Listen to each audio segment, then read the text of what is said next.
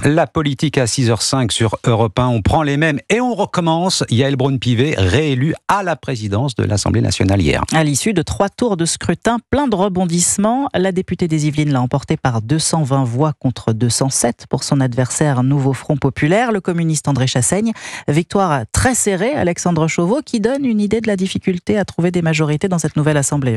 Une victoire à 14 voix d'écart, obtenue au bout de 6 heures de scrutin, bien aidée par les désistements au premier tour de Philippe Juvin et de Naïma Moutchou, puis de Charles de Courson au second tour. Après quelques accolades, la députée des Yvelines regagne le perchoir et s'adresse à l'hémicycle. Cette Assemblée nationale, qui est peut-être plus représentative que jamais des Français, est aussi plus divisée que jamais.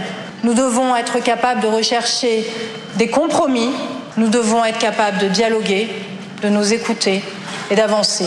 La gauche a la défaite amère, André Chassaigne, le président du groupe communiste. Le vote des Françaises et des Français, c'est un vote qui a été volé aujourd'hui par une alliance contre nature. Ça nous donne encore plus de force et nous continuerons dans ce sens, unis comme nous le sommes. La gauche, comme le RN, estime que la volonté de changement exprimée par les électeurs n'a pas été respectée.